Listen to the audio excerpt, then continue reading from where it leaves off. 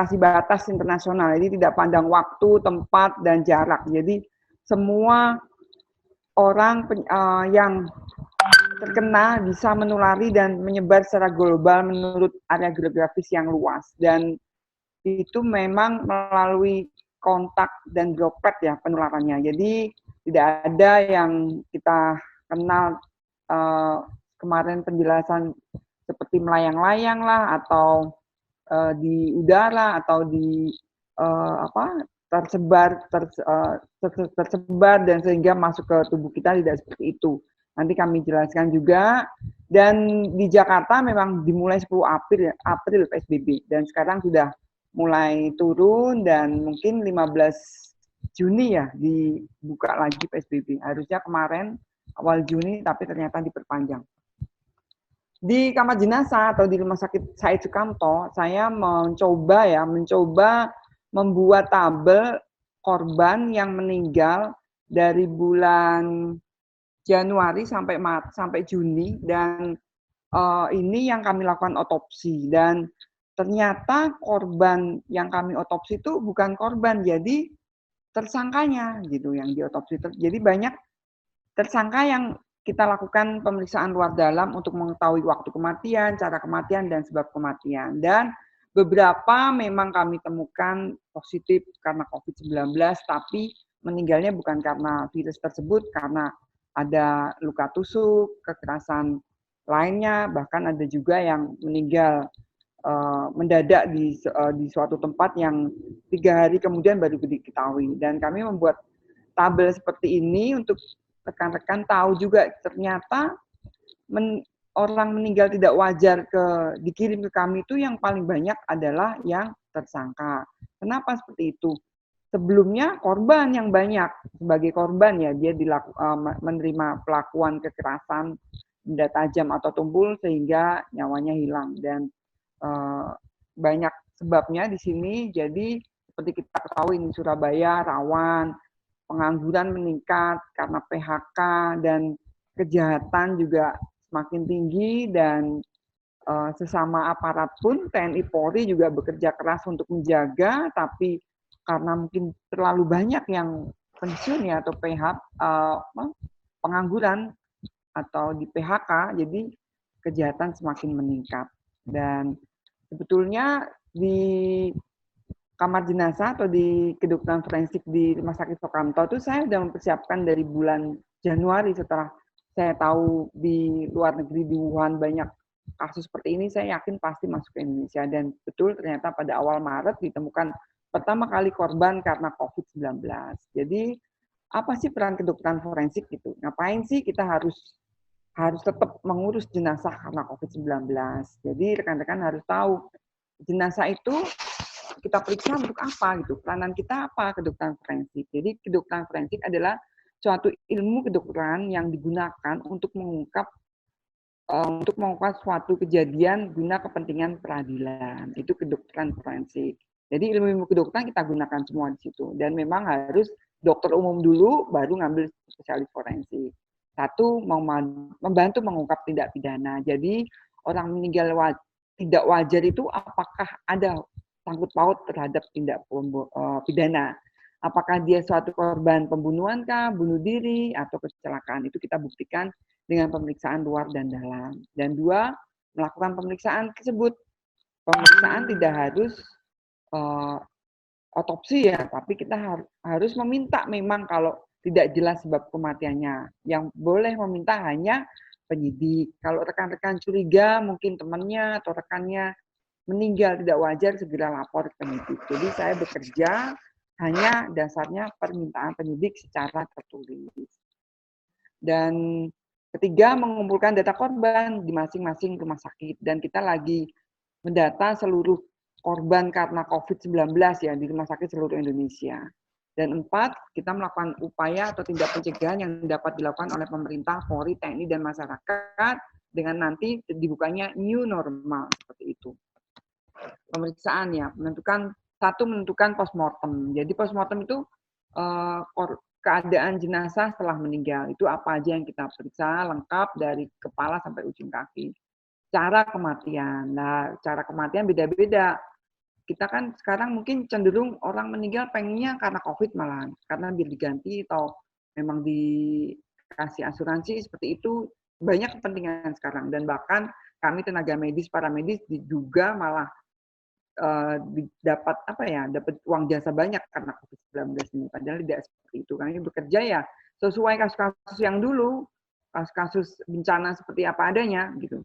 Seperti tadi disebutkan sama hostnya kan, saya sampai tsunami, sampai kapal tenggelam, sampai pesawat jatuh, sampai kebakaran hutan ya tidak ada itu klaim-klaim untuk jasa kami. Kami bekerja ya sesuai salary atau gaji di masing-masing instansi. Dan ketiga, menentukan sebab dan mekanisme kematian ini penting sekali karena untuk jatuhnya hukuman terhadap pelaku.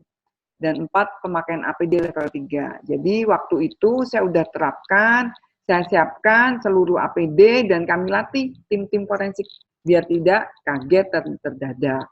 Karena sebetulnya mudah, tapi kita jangan sampai lengah. Dan alhamdulillah sampai sekarang tim kami masih sehat dan rutin 2 minggu sekali rapid test ya.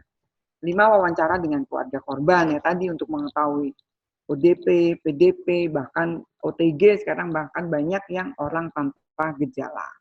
Faktor-faktor yang mempengaruhi tadi saya sebutkan tingkat PHK tinggi. Nah tadi banyak dikeluarkan asimilasi ya narapidana, jadi dikeluarkan mungkin karena takut di dalam sel penuh bisa terjangkit ya lapas belum siap mungkin jadi dianggap teman-teman atau napi yang sudah berkelakuan baik dan bisa dapat keringanan bisa dipulangkan ya, bisa dapat keringanan hukuman seperti itu.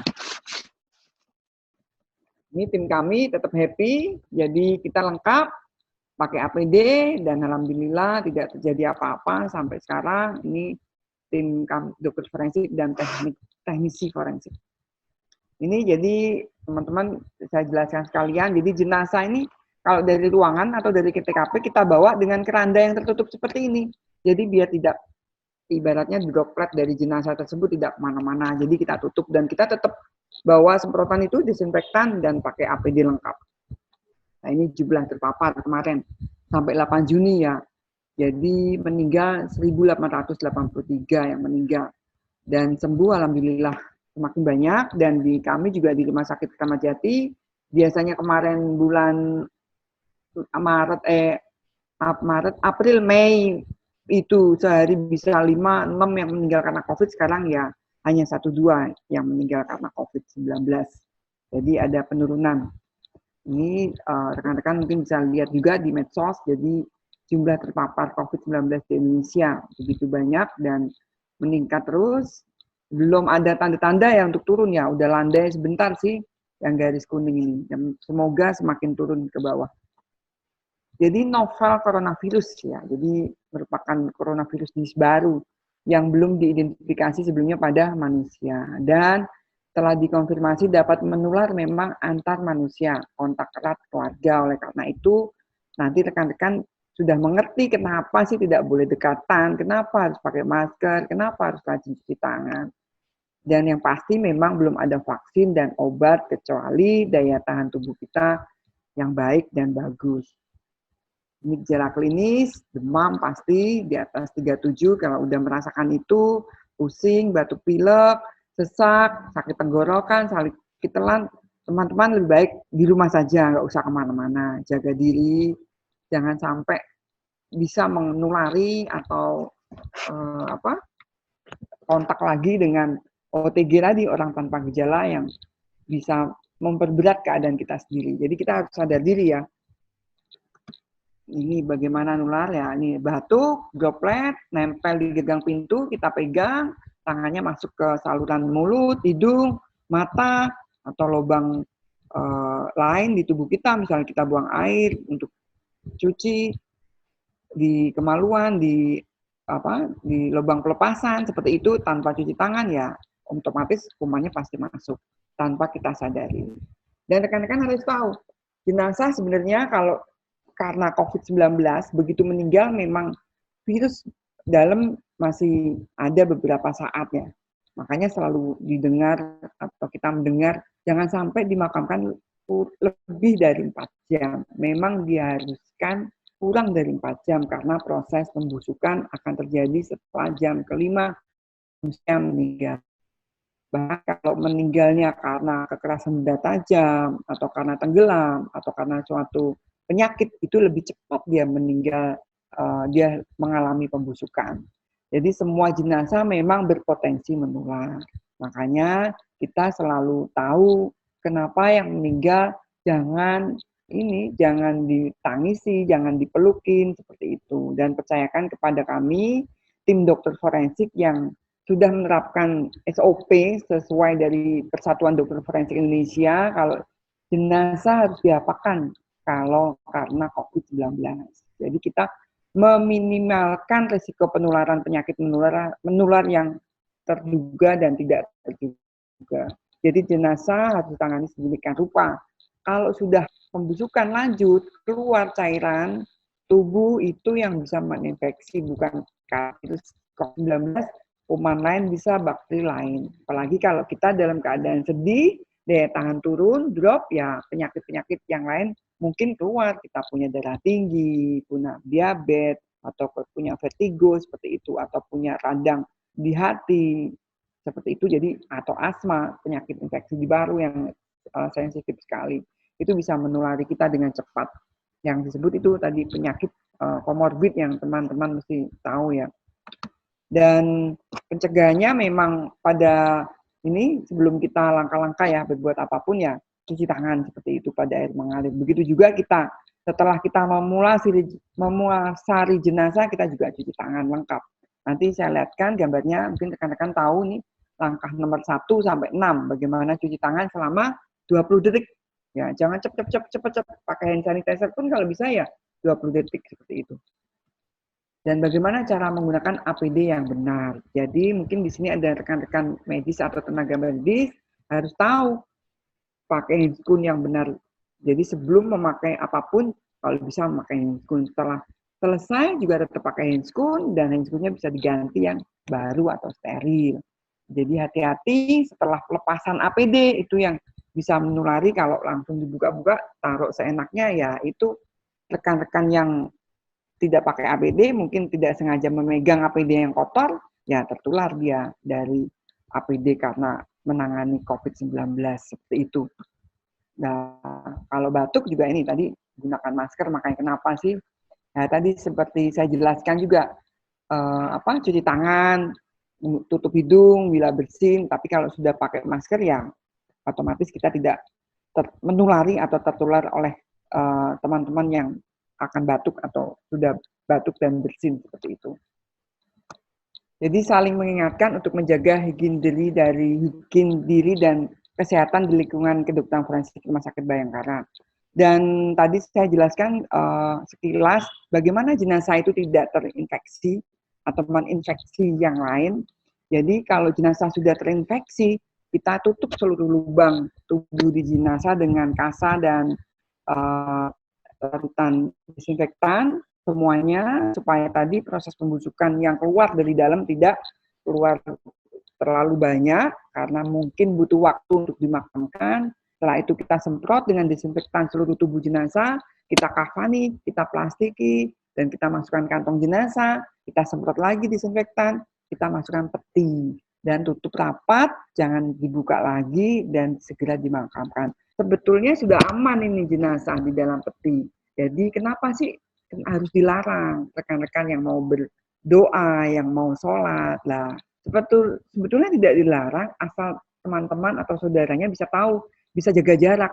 Jadi karena rasa kesedihan yang sangat, imun pasti turun. Dan kalau berdekatan, tidak sadar, kita mengucek mata, ngomong tanpa masker, droplet, lah itu bisa, virusnya bisa kembali masuk. Itu yang kita takutkan. Jadi virusnya tidak akan terputus, terus menular.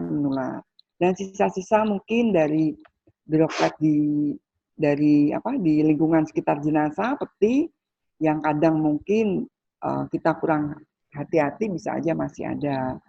Memang bisa berhati-hati, dia nempel di peti mati seperti itu. Dan ambulannya pun khusus, kita udah bekerja sama dengan Pemda DKI ya, khusus di Jakarta. Jadi ada ambulan tersendiri, dibawa ke pemakaman tersendiri, dan seluruh ambulans setelah dan sebelum dipakai pun kita didesinfektan. Begitu juga drivernya ya pakai baju APD lengkap seperti itu. Dan rekan-rekan yang mungkin membantu di pemakaman juga jangan takut. Sebetulnya tidak harus lengkap pakai APD ya, minimal kita pakai sarung tangan, pakai masker, pakai face shield itu pelindung wajah dan jaga jarak, jangan sampai ini berdekatan. Kita nggak tahu kan yang penolongnya atau penjaga makamnya positif COVID atau tidak. Jadi tetap harus hati-hati seperti itu. Dan rekan-rekan tahu tadi disampaikan oleh Mas Ivan ya hostnya kalau saya memang bekerja di Jakarta sudah tahun saya keliling Indonesia dari Sabang sampai Merauke bila ada kejadian atau bencana dan memang Tuhan kasih kelebihan di situ, passionnya di situ. Jadi alhamdulillah kasus-kasus yang kami tangani bisa membantu penyidik dan membuat masyarakat tenang karena diketahui sebab kematian, cara kematian dan kasusnya terungkap. Dan sebelumnya memang bagaimana sih pertanyaannya saya selalu fit, sehat. Memang kuncinya kita harus bahagia dari pekerjaan kita dan hati dan saya memang rutin minum vitamin ini Nutrilite bagus banget kemana-mana saya bawa dan selalu ada di tas saya seperti ini. Jadi keluarga saya juga seperti ini. Kalau ditanyakan saya ya bawa-bawa seperti ini.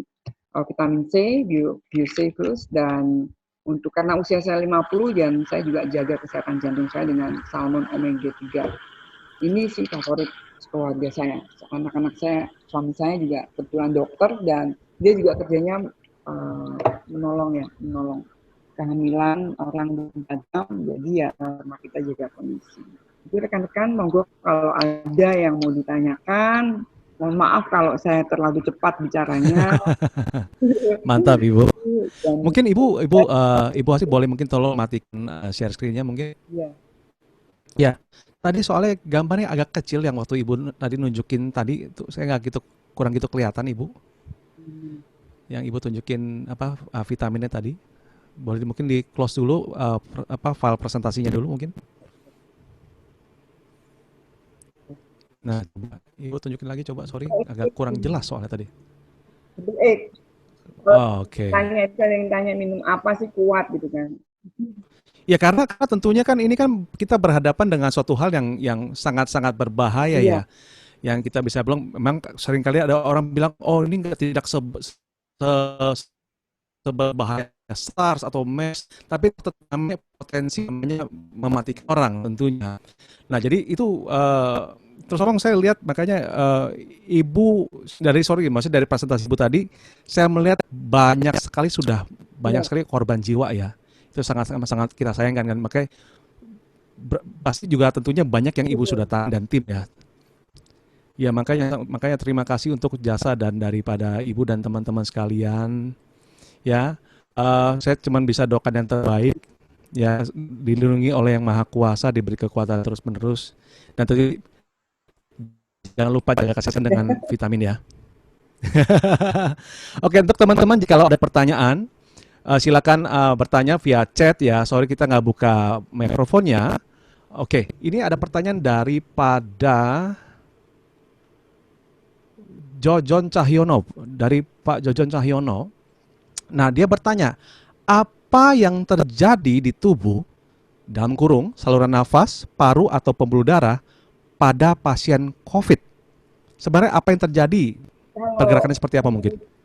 Kasus yang sudah diotopsi di Italia, saya lihat, baca, dan kebetulan saya juga tidak sengaja melakukan otopsi kasus pembunuhan, ternyata dia COVID-19 juga kena gitu kan. Ternyata dari saluran nafas sampai paru itu seperti iritasi. Jadi kalau kita dokter forensik itu sebutnya karena kayak seperti terbakar merah gitu sampai darah ya, karena proses radang yang luar biasa di situ karena virusnya. Apakah ada lendir? Ya, lendir kemerahan bukan lendir. Jendelan darah gitu, proses radang itu. Itu yang mengakibatkan yang sesak di dalam di bawah dasar saluran nafas yang di paru-paru itu seperti itu. Ibu Hasih mungkin lebih agak dekat sedikit boleh Bu? Kurang gitu jelas soalnya, sorry ya. Nah, kurang lebih menjawab nggak nih Pak Jojon? Jadi kita lanjut ke next question. Jadi pada prinsipnya tadi kita tadi Ibu bilang adalah nanti gejalanya adalah di dalam organ tubuh kita menjadi infeksi merah-merah ya, kayak inflamasi gitu mungkin kali ya. Ya betul. Ya, oke, oke. Oke, kemudian pertanyaan dari Teguh Mazaya. Bagaimana pola pertumbuhan virus di dalam? Oke, tadi ini kurang lebih sama lah ya tadi ya. Kalau di dalam tubuh jenazah ya virusnya ikut mati. Tapi kalau di dalam tubuh yang masih hidup bisa menyerang seluruh organ. Dan makanya yang terjadi kadang dianggap sudah sembuh, ternyata OTG orang tanpa gejala, dia tetap tidak jaga diri, tidak pola hidup, tidak meningkatkan imunitas, ya tiba-tiba drop, sesek, ya sudah tak tertolong. Ternyata virusnya sudah kemana-mana. Yang sering terjadi seperti itu, Mas. Oh, sih. Makanya kalau disuruh isolasi 14 hari ya harusnya disiplin patuh. Harusnya disiplin dan patuh. Nah, kadang merasa hari ke-7, ke-8 udah nggak apa-apa, dia pergi-pergi lagi. Ini kita bicara soal isolasi mandiri ya? Ya. Oke. Nah, karena kan memang tadi yang Ibu singgung tadi OTG. Yang saya dengar informasinya, OTG itu cakupannya dari kita ngomong seluruh pasien yang memang terbukti positif itu 80% loh. 80% OTG awalnya. Jadi kurang lebih apa sih indikasinya kalau oke nih, saya ini OTG nih. Tapi bagaimana sih kita bisa lebih tahu kondisi kita sebenarnya, apakah kita benar-benar mengidap COVID atau tidak? Karena kan juga bicara dengan takutnya orang-orang di rumah juga terinfeksi nih. Betul. Bagaimana mungkin ciri-cirinya yang lebih yang bisa bilang lebih kelihatan lah, Bu? Untuk mendiagnosa pastinya memang dengan rapid ya. Sekarang udah mudah rapid test gitu kan. Kalau tahu apa reaktif atau tidak ya dari rapid test. Tapi kalau kita cenderung habis pergi dari zona merah atau memang saya habis berhubungan dengan jenazah COVID-19, maksudnya berhubungan memeriksa ya. Ya, Atau suami juga dari rumah sakit yang zona merah, terus merasa badannya nggak enak, panas, pusing, ya sudah kita di rumah masker full Mas Ivan. Pakai masker, terus pisah sendiri dan kita jaga sterilitas kita dengan alat-alat pribadi. Meskipun di rumah sendiri ya? Iya, betul. Oke, karena seringkali yang kalau saya lihat di luar jaga tapi di dalam enggak gitu loh yang biasa saya lihat. Ya, betul. Oke. Ya kita makanya masih update diri nih. Itu jadi masyarakat harus tahu juga gitu bagaimana mendiagnosa dirinya nih OTG atau enggak gitu. Mudah nggak sih Bu rapid test sendiri mandiri gitu? Mudah nggak sih dilakukan? Sekarang Mbak udah bisa di lab-lab di Prodia udah ada kok. Di Prodia boleh datang ya. Kalau misalkan kita tadi kita menghindari namanya kumpul-kumpul nih, bukan kumpul-kumpul sih, maksudnya mendatangi tempat umum nih. Kalau kita ngomong Prodia kan berarti kan kita mendatangi suatu tempat memang dikunjungi banyak orang. Nah, apakah kita mungkin melakukan rapid test itu sendiri? Ada kan rekan saya juga ada beli box satu box sendiri, jadi meriksa sendiri dia. Tiap 10 hari dia meriksa sendiri rapid test sendiri. Kan udah tinggal diambil dari ini ujung jari tes kayak. Sama kayak tes darah gula biasa ya? Betul. Oke. Ada yang terlalu takut banget dia beli dan dia periksa sendiri satu rumah setiap 10 hari. Siap. Ini ada pertanyaan lagi saya nih Bu. Nah ini pertanyaan dari saudari Erni, sorry. Apakah benar pasien COVID yang sembuh tetap memiliki kerusakan paru-paru yang permanen? Nah itu belum ada jawaban dari WHO. Saya bukan kompeten menjawab. Oke, jadi masih belum ada jawaban yang benar-benar pasti ya di situ ya? Ya, belum pasti. Tapi memang kalau sudah kena ya ibaratnya dia tetap harus jaga diri karena penyakit kepoid itu masih fun. Jadi kalau drop lagi imunnya dia bisa terkena lagi kan virusnya. Ya, karena kan kita mungkin tahu ada beberapa negara yang dinyatakan sudah reda, tiba-tiba muncul kembali. Oke. Kurang lebih menjawab nggak nih pertanyaan ini? Oke. Pertanyaan dari Bapak Wasiman.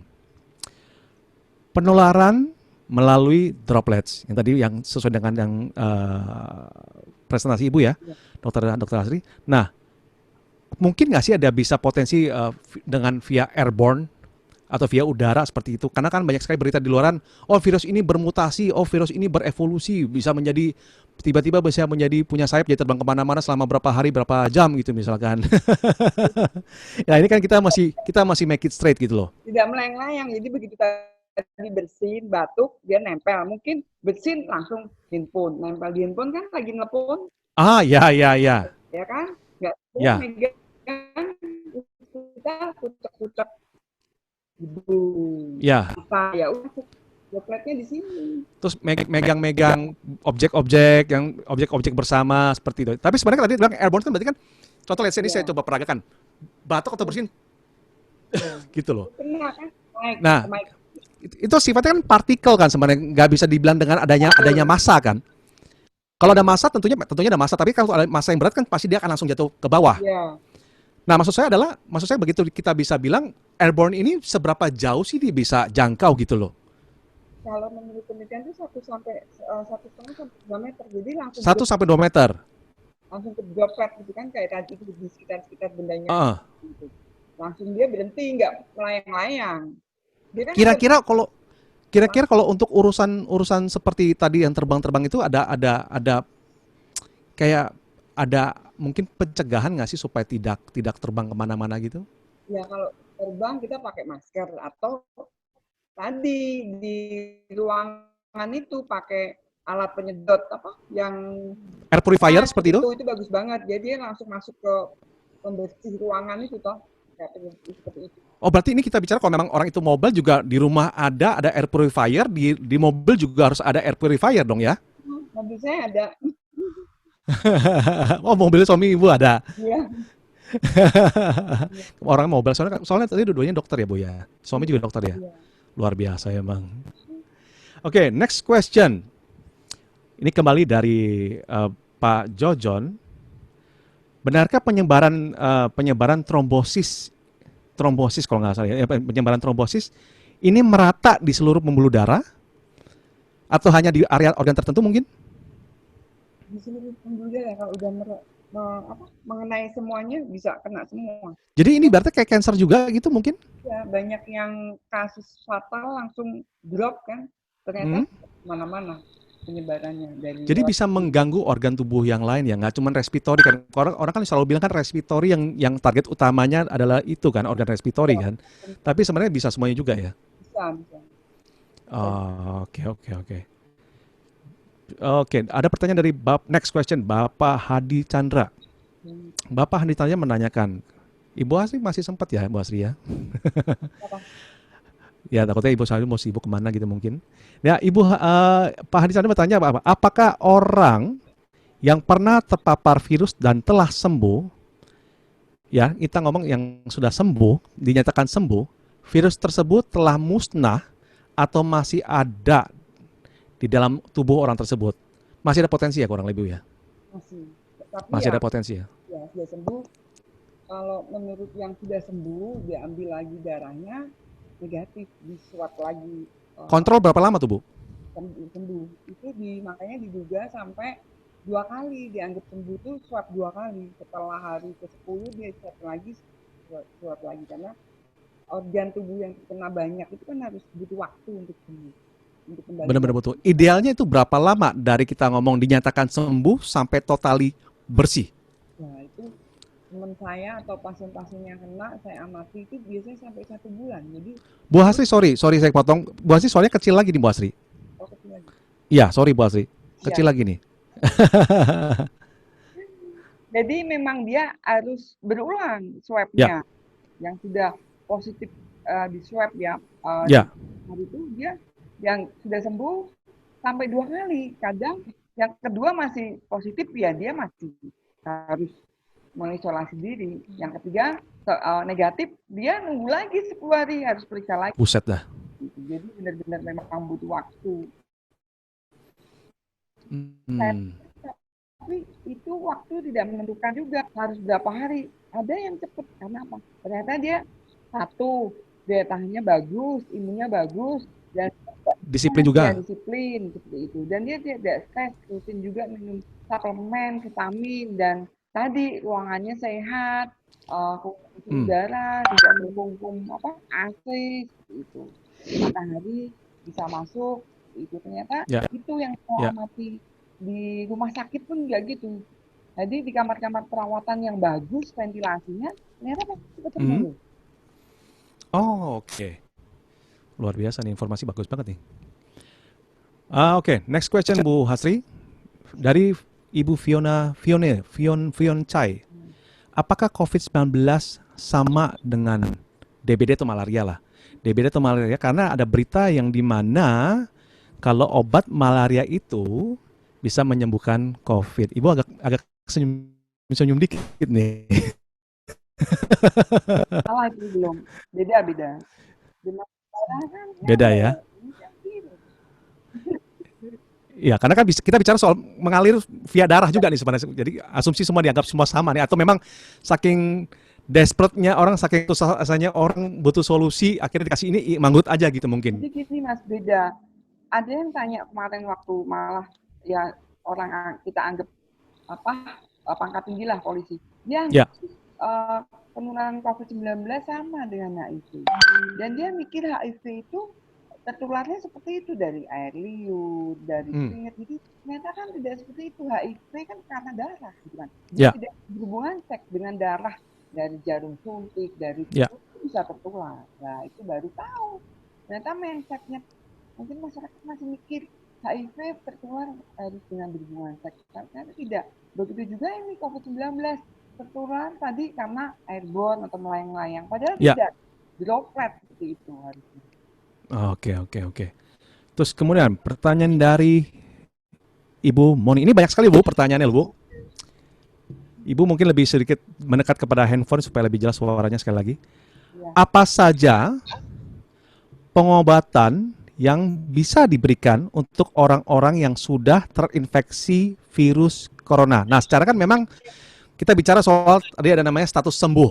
Ya. Ya, status sembuh kan pasti tentunya kan ada penanganan, ada medikasi tertentu, ada obat-obatan tertentu yang memang diberikan.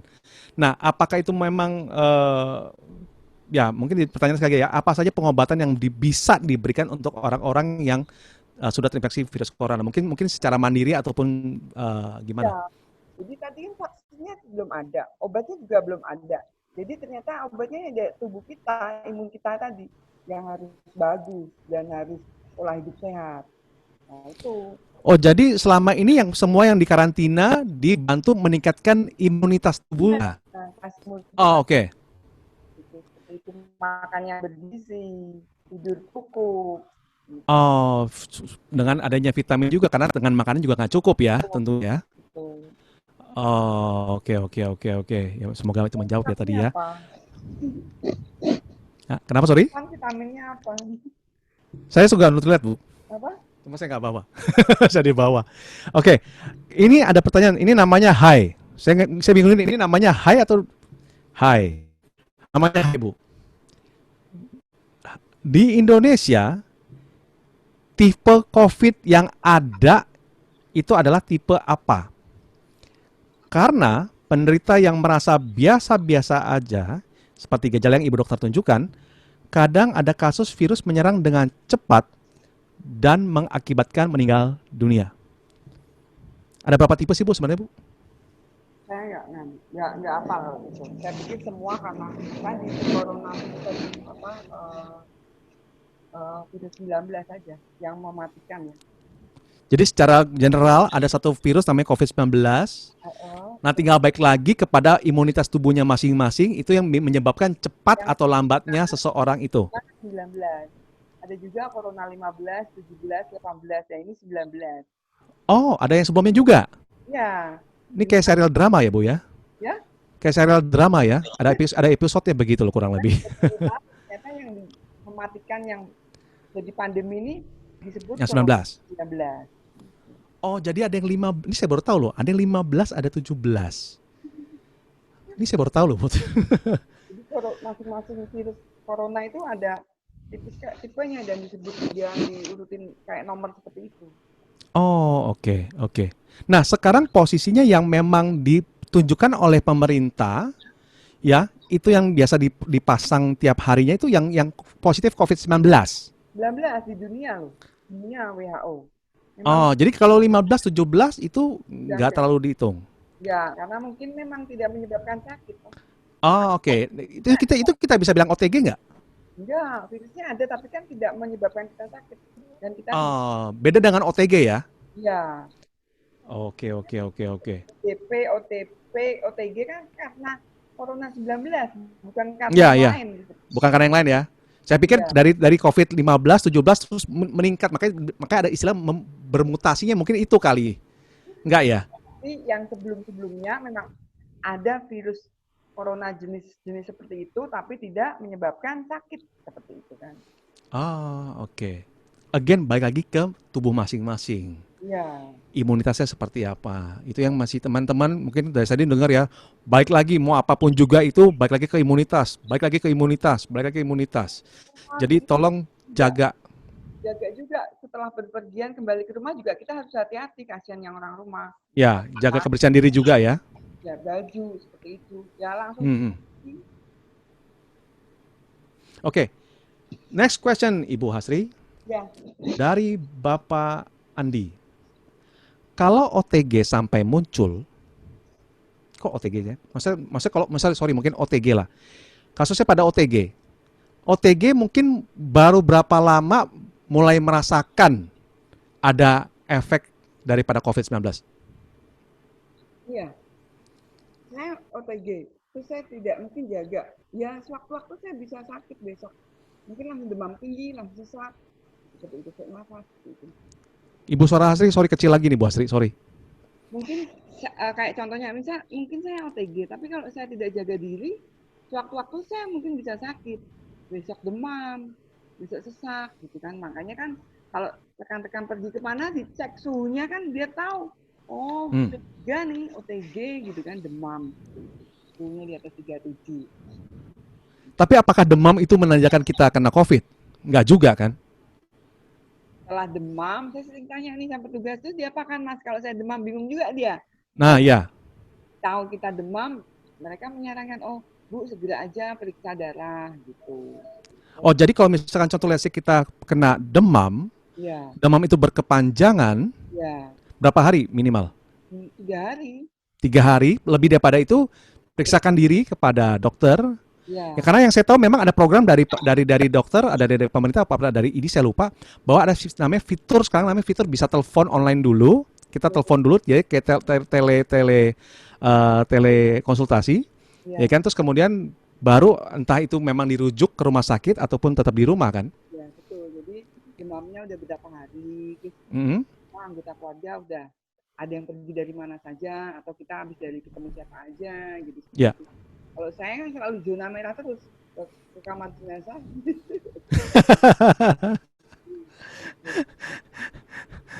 Nah, makanya yang selama ini saya tahu adalah ya tadi apa ya? Kita ngomong OTG tanpa gejala takutnya jadi potensi buat orang-orang yang fisiknya lebih lemah nih. Jadi agak ngerinya di situ gitu. Nah, dari demam itu seringkali karena memang lagi pandemi seperti ini, orang dengan kata parno, Betul, pikiran dia main. betul. Ya jadi tiba-tiba kayak berasa aduh gua kena demam nih, aduh gua batuk nih, aduh saya pilek nih, aduh saya apa juga nih. Nah itu makanya butuh satu kepastian make sure ya, yaitu dengan setelah 3 hari kita coba konsultasi ke dokter Bu ya. Betul. Oke, mungkin ada referensi, mungkin contoh let's say kayak obat-obatan apa yang sifatnya generik yang bisa kita konsumsi mungkin. Ya mungkin minum kalau demam sampai mengganggu banget ya kita minum paracetamol sih. Paracetamol ya, punya apapun yang sifatnya ada paracetamol ya. Ya. Oke, oke, Oh, oke. kita punya penyakit lain, remote darah tinggi atau mungkin punya sakit yang agak parah, diabetes atau jantung ya segera diminum obat-obat itu. Karena Oh, oke, oke. itu cenderung mempercepat jadi sakit karena COVID-19. Hmm. Apakah masih minumnya double dose atau hanya cukup dosis biasa aja? Sesuai berat badan. Sesuai aja ya. Siap, siap. Oke. Next question dari Bapak Jimmy. Bapak Jimmy bertanya, tadi kan Ibu ada nunjukin, mungkin boleh tunjukin sekali lagi, vitamin spesifik apa sih yang membuat imun bisa jadi lebih kuat? Saya sih rutin ini, double X. Double X ya? Iya, sama vitamin C. Jadi vitamin C double X, jadi yang setahu saya itu double X itu jadi sifatnya semua vitamin ada di dalam situ ya? Iya, multivitamin lengkap banget ini. Oh, karena kan memang kan yang saya tahu yang dibutuhkan hanyalah C dan E sebenarnya kan? Ya, Tapi lebih baik semuanya juga ada ya? karena kita kan itu tadi makanan kadang nggak ngerti jenis Hmm? kandungannya kurang Hmm? di tubuh ya saya sendiri dan ini buat stamina saya kuat juga nggak ngantuk kan kalau pagi. Benar, benar. Karena saya juga lihat meskipun tim dokter juga pakai APD sekalipun, tetap ada punya potensi kena tular ya Bu ya, kena sakit juga ya. Oke, oke, oke. Bagus konsentrasinya kalau kuliah nggak ngantuk saya juga nggak ngantuk. Kadang Masih masih masih kuliah Bu ya. kuliah nah saya juga kuliah. Luar biasa nggak? Oke, ada pertanyaan dari Ibu Tri Lestari. Oh ya teman saya tuh poluan. Oh masa? Iya. Wah, selamat datang Ibu Tri Lestari. Ya. Ibu Tri Lestari menanya nih, pernahkah ada kasus kematian mendadak karena COVID-19? Ada pernah Ada. ya. Berapa persen Bu? Kemarin sih sekitar 5% sih. 5%-an dari tadi yang saya bikinin tabel-tabel itu. Iya. Ya, itu korban. Ibu Hasti, sorry kurang jelas suaranya Bu. Tadi yang saya bikin tabel sebagai korban itu saya periksa, ternyata dia Hmm? karena ada COVID-19-nya positif. Ada ya. Sebenarnya bukan karena COVID-19, tapi yang Oh, yang tadi meninggalnya karena hal lain, tapi ternyata di tubuhnya ada COVID-19. tuh. Oh, tapi Dan tidak pernah. Hmm? COVID-19 ada juga, tapi tidak diotopsi. Oh, langsung dikebumikan. Langsung ditemukan. Keluarganya dia tidak mau dan kita otopsi pun tadi saya jelaskan harus dari permintaan tertulis penyidik. Hmm, hmm. Kalau enggak ya kita nggak bisa nanti ya. Ya, jadi langsung di pemulasaraan, langsung dikebumikan. Ya, Oke, oke, oke. Nah, kemudian ada pertanyaan Ibu Lilianti. Dia bilang ada yang bilang sudah ada untuk obat untuk COVID sekali lagi. Nah, tadi ini yang Ibu pertanyaan Ibu Lilianti sudah dikonfirmasi oleh Bu Hastri sih bahwa belum ada obat, belum ada vaksin untuk COVID. Yang ada adalah selama ini pasien sembuh adalah karena memang tim medis bantu meningkatkan imunitas tubuh ya Bu ya. dan Ya kalau pada prinsipnya belum ada obat untuk COVID. iya, Ya, kalau until now belum ada. dikasih obat sesak Hmm. itu kalau Obat mungkin sesak, berarti kayak ventilator juga dikasih berarti ya? obatnya itu kalau perdarahan kena apa mempengaruhi pernafasan dikasih obat pengencer darah atau dahak seperti itu. Hmm, Jadi hmm, hmm, hmm. sebenarnya obatnya khusus untuk membunuh virusnya belum ada gitu. Ya, ya, ya, oke. Oke, ini pertanyaan dari Ibu Erni. Bu Hasri, Bu Erni, rapid test. Tadi kan kita bicara soal rapid test. Rapid test, apakah hasilnya valid? Ya jadi seringkali saya juga dengar di mana rapid test itu dinyatakan negatif, tapi begitu di swab Positif positif. ya. Jadi makanya bagaimana tuh Bu? Jadi kalau rapid test itu gunanya memang untuk screening. Hmm? Bahkan sering terjadi rapidnya negatif, swabnya positif, ya kan untuk Oh, antara itu dua lah ya. atau rapidnya positif, swabnya negatif. Itu untuk diagnosa. Jadi kalau untuk memastikan kita screening awal rapid, tapi untuk menegakkan diagnosa dia kena COVID-19 memang pakai swab. Oh, jadi rapid dulu untuk awalnya, Nah, tapi memang untuk betternya kita ya swab lagi aja lah seperti itu ya. biasanya kalau memang misalnya rapid test positif tadi tapi Hmm? tidak aktif, seringnya swabnya negatif. Hmm. Tapi ada kalau rapid testnya positif yang reaktif atau menginfeksius itu pasti swabnya positif PCR. Pasti Hmm. benar-benar harus masuk rumah sakit. Ya, ya, ya, ya, ya. Jatuh sesak nafas itu masih panik. Nah, ini ada pertanyaan dari Mr. Krish. Mr. Chris bertanya, kenapa kenapa corona dapat menular ke anak-anak? Apa yang menyebabkan penularan kepada anak-anak? Corona bisa menular ke siapa aja, tidak Ke pandang semua orang ya, ke semua orang, ke makhluk hidup semua bisa kena ya Bu ya? usia ya. Meskipun hewan peliharaan sekalipun seperti itu ya. Gitu. Pokoknya setiap ada memang kita kurang disiplin dalam membersihkan rumah atau menjaga kesehatan. Kan hewan meninggal itu belum pernah diperiksa loh swabnya. Saya juga masih meragukan ini meninggal hewan karena corona atau tidak gitu kan. Iya, iya. Karena memang pemeriksaannya kan apa mahal ya minimal gitu. Iya, Jadi tidak khusus ke hewan, khusus manusia. iya, iya. Jadi hewan meninggal juga akhirnya nggak tahu nih karena hewan sifatnya mungkin lebih sorry lebih terlantar mungkin kali ya Bu ya. Gitu.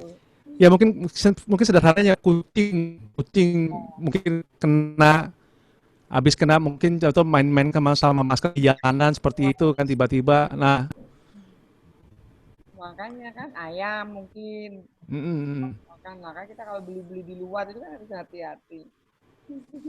Iya, iya, iya, iya. Ya, gitu. Ada dari Aziza Aditya Putri. Ibu kenal mungkin? Aziza. Ibu Aziza menanyakan, apakah pemeriksaan rapid test itu efektif jika dilakukan secara berkala? Efektif sekali karena untuk tadi Efektif sekali. Berapa lama, Bu? kalau tim saya 10 hari sekali. 10 hari sekali ngecek rapid. Ya. Setiap 10 hari ngecek rapid. Karena saya kan juga aware dengan tim saya kalau mereka Ya. gimana gitu. Karena yang setahu saya ini kayaknya rapid test ini lumayan mahal, Bu. Jadi kalau misalkan untuk yang bukan tim medis nih, kira-kira masih berapa lama sekali nih? Iya sih harus tahu ya. Saya pikir sih cukup sebulan sekali mungkin ya. Sebulan sekali ya buat bukan non tim medis sebulan sekali Bu ya.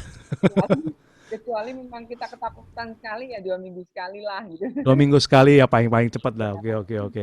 Nah, untuk petugas medis sendiri sampai kapan dilakukan pemeriksaan seperti ini? Kenapa saya? Ya, maksudnya untuk petugas medis secara general petugas medis. Oh Berarti iya, tentunya tadi bilang tadi ya setiap 10 hari sekali ya. iya betul. Saya udah rutin karena kan memang tim medisnya itu aja mas. Jadi kita memang harus diperhatikan sama atasan, pimpinan dan pemerintah untuk menjaga diri. Jadi harus tahu kalau jangan sampai ya kecolongan gitu kan. Ternyata masih ada juga tenaga medis yang meninggal kan. Gitu. Hmm, hmm, hmm. Nah, ini tadi Bapak Jimmy sepengetahuan saya rapid test valid buat 1 minggu. Apakah ada yang rapid test negatif setelah PCR malah positif? Apakah rapid test tidak akurat? Ya again sih tadi udah dijawab dengan oleh Ibu Hasri ya. Ya, Jadi baik lagi memang masih double check ya Bu ya. Kalau memang kayaknya memang ragu silakan cek ulang sekali lagi. iya. Tadi Ini berarti udah saya baca chattingnya juga. oh baca Ibu chatting juga ya. Dia mendadak karena COVID-19 di jalanan. Mantap itu yang mana tuh Bu? Saya nggak dapat malah tuh. Robi. Oh Robi ya. Mungkin Ibu bisa langsung coba tanya mungkin jawab mungkin. Iya. Dia Oh ya, nih Robi Wu ya. Dok izin bertanya. Menyambung pertanyaan Mbak Tri Lestari yang meninggal mendadak karena COVID-19 di jalanan paling banyak di mana? Mengapa bisa meninggal mendadak? ya kan tadi Iya, tidak udah bisa dijawab tadi. sendiri. Dan Ya.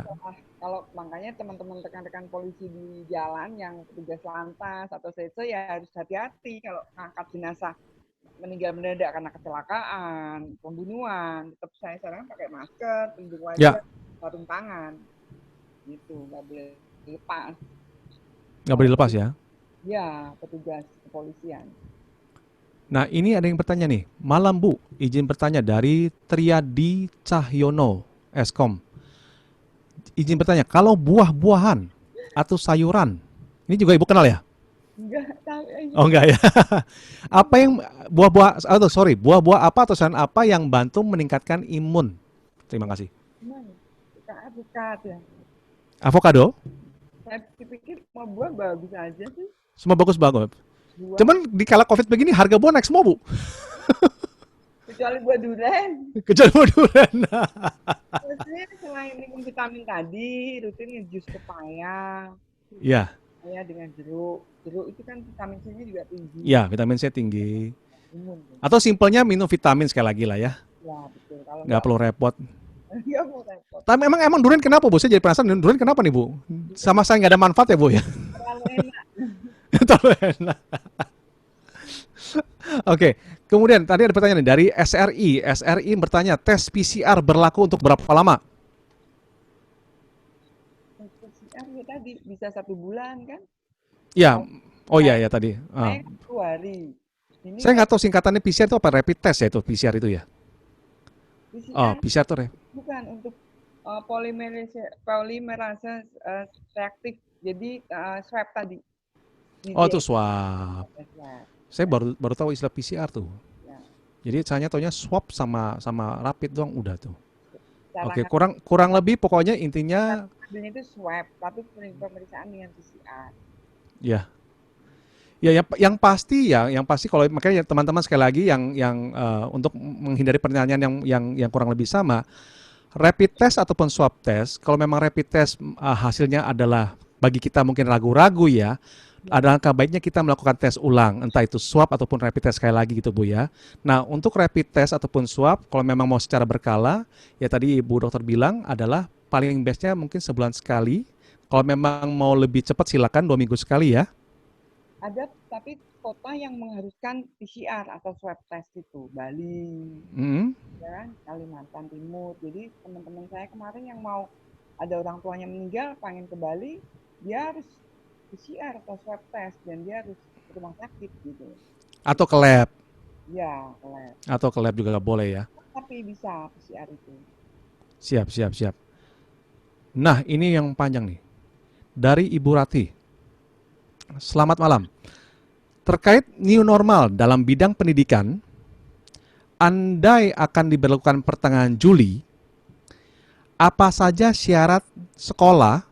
Kita bisa bilang mungkin bukan sekolah aja kali, mungkin rumah ibadat Ya. ataupun tempat-tempat umum seperti mall boleh dibuka kembali di suatu daerah.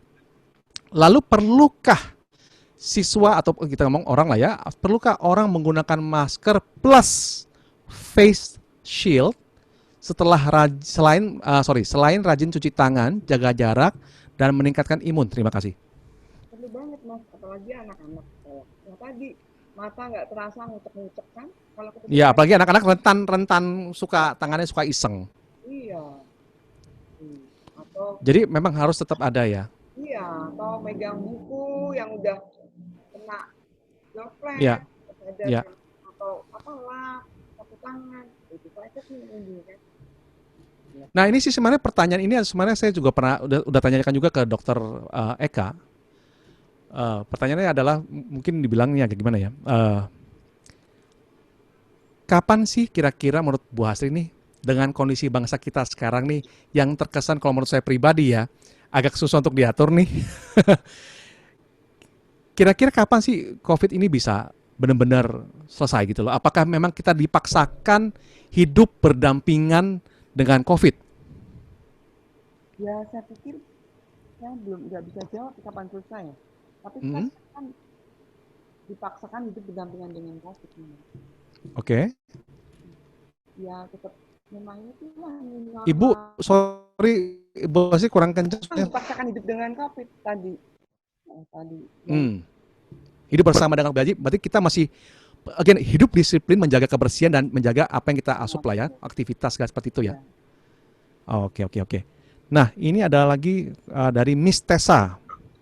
Apakah vitamin D, ini kita ngomong D ya, D secara spesifik D, tidak vitamin lain, bisa menjaga daya tahan tubuh, sorry. Jadi apakah vitamin D bisa menjaga daya tahan tubuh? Kita dianjurkan untuk berjemur. Sinar matahari itu punya vitamin D. Ya, berjemur. Iya, berjemur. Jadi itu bagus ya. Bagusnya. Nah, pertanyaan kalau kita menyangkut pertanyaan vitamin D dari matahari nih Bu, ada orang bilang bagusnya itu jam 7 sampai jam 9. Ada orang bilang bagusnya setelah itu. Ini jadi katanya ada namanya UVA, UVB. Jadi sebenarnya mana yang benar tuh Bu? Kalau saya di kedokteran, saya belajar tentang UV dengan kesehatan ya waktu. Jadi memang apa ya, di bawah jam 9 itu bagus, jam 7 sampai jam 9. Karena setelah itu ya namanya apa, polusi tinggi, ozonnya kan terbuka Ya, harinya itu langit lebih masuk tipis. lebih tipis ya. Paling bagus kan pagi. Di mana belum masih aktivitas aktivitas masih belum terlalu padat lah ya. Iya, entah kenapa sekarang kok banyak teori bilang seperti itu. Jadi bingung juga. Tapi Iya, karena banyak sekali orang punya punya tiba-tiba teori ini meskipun kalau saya lihat sebenarnya mereka orang tidak punya background apapun juga seperti itu. Jadi hanya berdasarkan kalau opini saya pribadi gitu loh. kebetulan kan dulu saya punya bayi kecil kuning kan dijemur antara jam 7 jam 8 pagi ya sudah. Mobil tinggi Dia gimana tuh saat weekend itu? memang pagi masih dia Hmm. udaranya kan. Ya, Jam ya, 8 ya, ya. malahan. Bayi kan, bayi yang kecil kuning itu dijemur sampai jam 12 ya. Hmm. Alhasil bukannya itu baik kuning tapi baik hitam ntar. Nah ini ada pertanyaan dari Ahun. Mau tanya vitamin yang bagus buat pandemi yang mengandung zinc. Ini saya kenapa? Ini spesifik loh, zinc. Jadi itu apa ya? Saya sih ada almak juga, ini ada saiznya ya. Tergantung tadi yang double egg itu kan lengkap juga. Ya, dokter kan enggak betul. Ya, saya Semua masuk ke dalam situ. semua suplemen ada yang double egg ini saya ada juga kok semua. Ada semua kok. Ada semua ya. Siap, siap, siap, siap, siap. Oke, mungkin ada pertanyaan lain karena saya lihat saya pertanyaan sudah berhenti nih. Iya, tidak Ya, kayaknya pertanyaan sebenarnya no, ada tiba-tiba ada lagi tuh. di set. Di set kan. Nah, tuh Ibu Lis Retnowati mungkin Ibu bisa baca ya. Oh ya, teman saya SMA. Oh. Hasil rapid taktik swab tes positif tadi ya. Ya, maksudnya tindakan berikutnya apa? Apakah kita langsung ke dokter? Apa isolasi mandiri aja cukup? Dirawat rumah sakit kalau udah PCR atau swabnya positif.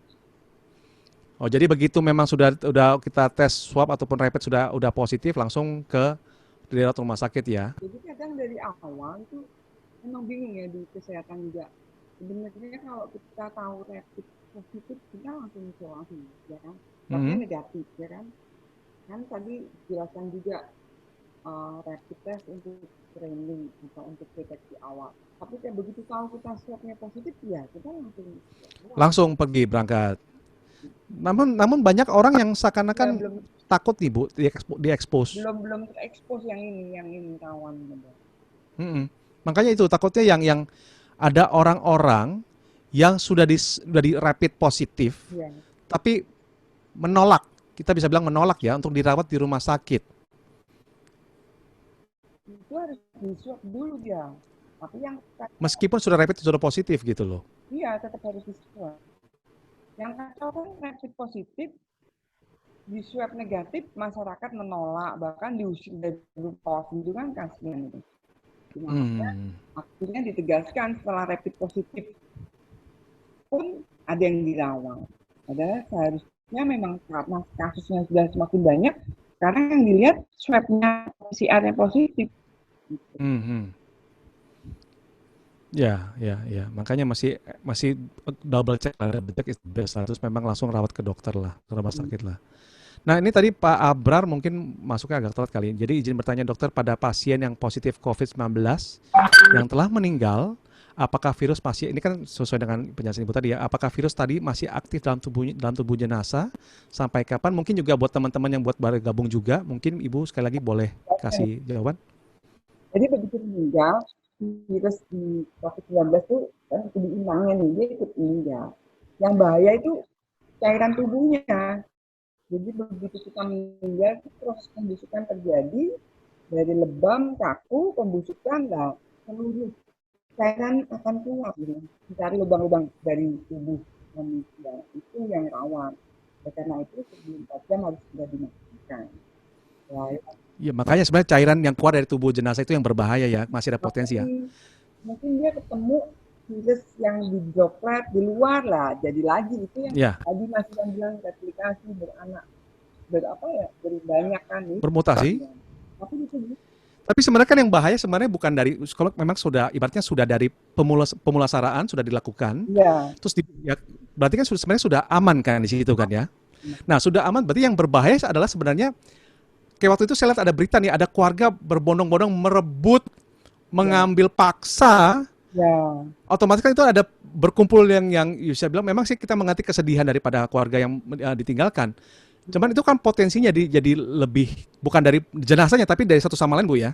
Iya, dan droplet yang ditinggalkan oleh jenazah itu yang mungkin belum didesinfektan toh.